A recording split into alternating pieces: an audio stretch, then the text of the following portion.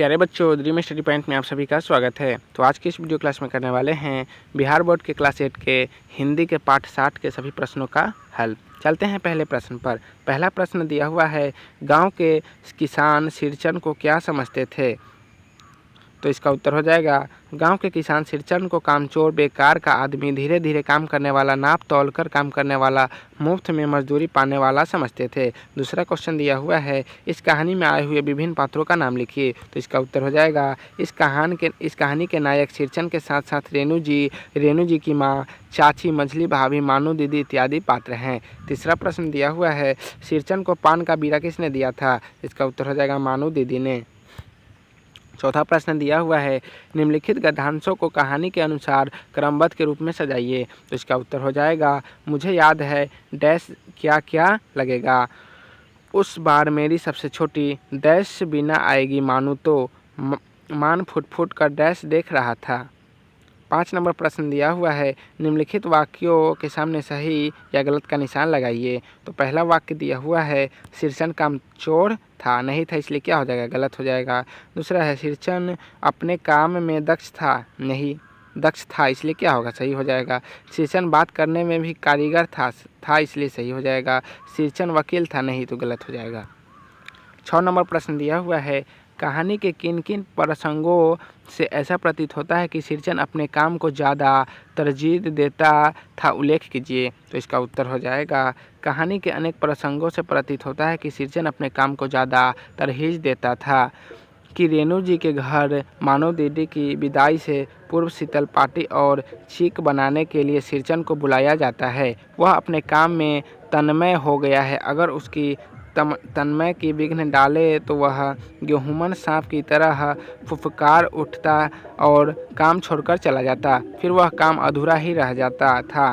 कहानी प्रसंग में दूसरे दिन जब वह अपने काम में लगा तो उसे खाने पीने की सुधि ही नहीं रही, उसे चूरा गुड़ खाने को मिलता है, वह केवल चूरा फाँक रहा था, गुड़ का ठेला या ही अछूट पड़ा। चूरा चबाते समय भी वह अपने काम के तन्मय, उसे कुछ शुद्धि नहीं कि चूरा के साथ गुड़ भी खाना है। इससे स्पष्ट है कि वह भोजन की अपेक्षा अपने काम को ज़्यादा तरजीह देता था। 7 नंबर प्रश्न दिया हुआ है, इस कहानी में कौन सा पात्र आपको सबसे अच्छा लगा और क्यों? तो इसका उत्तर हो जाएगा, इस कहानी में हमें सबसे अच्छा पात्र सिरचन लगा, क्योंकि सिरचन मानवीय गुण से भरा है। वह जिस काम को करता है प्रेम से करता है। उसकी कारीगर का दूर दूर गांव के लोग थे। वह स्वाभिमान और सम्मान प्रिय व्यक्ति है। उसे खाना जो भी मिले वह अपने काम को तरजीह देता था। किसी की जली कटी बातें सुनकर वह अपने कारीगर के प्रति आरोप को सुनकर वह काम छोड़ देता।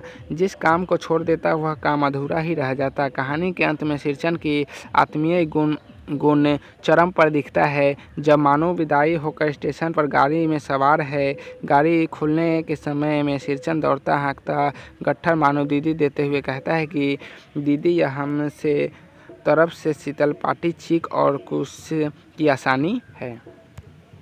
पाठ से आगे का पहला प्रश्न है, आपकी दृष्टि में सिरचन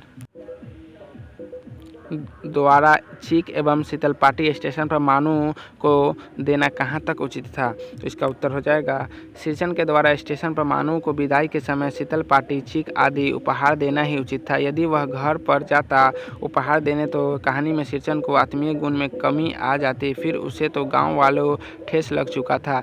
एक सफल कारीगर सिरचन अपनी कला का महत्व देते हुए स्वनिर्मित वस्तुओं को उपहार मानू को स्टेशन पर प्रदान करती, जो उपयुक्त समय था।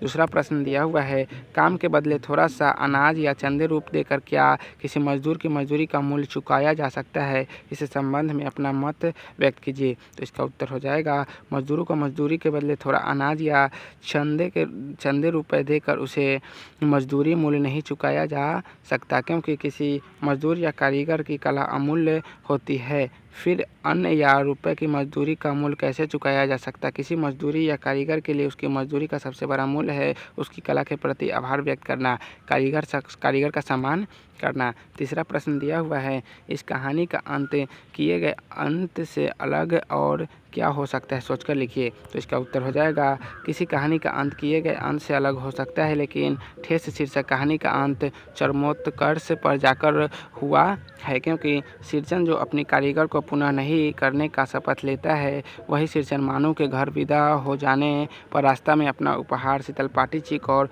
कुश का आसानी प्रदान का आत्मीय का अनोखा परिचय देता है। जब कहानीकार कहानी का अंत वही कर सकता था जहां वह शपथ लेता है कि मैं पुनः यह काम नहीं करूंगा, कहानीकार समझ जाता है कि एक कलाकार तो ठेस लगा है। शीर्षक के आधार पर वही कहानी का अंत किया जा सकता था। व्याकरण का पहला प्रश्न है मुहावरा। ऐसे वाक्य जो समान अर्थ का बोध न कराते हैं, विलक्षण अर्थ का बोध कराए, मुहावरा कहलाता है। मुहावरे का प्रयोग भाषा में सरलता, सरसता, चमत्कार और प्रवाह उत्पन्न होते हैं। जैसे आँख का तारा बहुत प्यारा, नमन अपने माता पिता के आँख का तारा है। लोकोक्ति क्या हो जाएगा? लोकोक्ति के पीछे कोई कहानी या घटना होती है, उसे निकली बात बाद में लोगों की जुबान पर जब चल निकलती है तो लोकोक्ति हो जाती है। जैसे एक पंथ दो काज, एक काम से दूसरा काम हो जाना। पटना जाने से एक पंथ दो काज होंगे। कवि सम्मेलन में कविता पाठ भी करेंगे और साथ जैविक उद्यान भी देखेंगे। आइए इसके साथ कुछ ऐसी बातें भी जानें जिसमें मुहावरे और लोकोक्ति की समानता और असमानता का पता भी चले। तो मुहावरा और लोकोक्ति में पर्यायवाची शब्द नहीं रखे जा सकते, यही कारण है इनका अनुवाद संभव नहीं है। लोकोक्ति स्वतंत्र वाक्य होते हैं जबकि मुहावरा वाक्यांश होते हैं। पहला प्रश्न दिया हुआ है, इन मुहावरे का वाक्य में प्रयोग करते हुए अर्थ स्पष्ट कीजिए। पहला है कान मत देना, तो हो जाएगा उसके बातों पर कान मत देना। दूसरा है दम मारना, तो इसका होगा बीमार व्यक्ति दम मार मार कर चलता है। तीसरा है मुंह में लगाम न होना, तो इसका उत्तर होगा श्याम के मुंह में लगाम नहीं है। चौथा है सिर चढ़ना, तो इसका होगा मदन अपने पत्नी को सिर चढ़ा लिया। तो प्यारे बच्चों, आज के इस वीडियो को यहीं समाप्त करते हैं, फिर मिलेंगे नेक्स्ट वीडियो में। वीडियो अच्छा लगा होगा तो वीडियो को लाइक कीजिएगा, चैनल को सब्सक्राइब कर दीजिएगा। तो प्यारे बच्चों, आप सभी को वीडियो देखने के लिए बहुत बहुत धन्यवाद।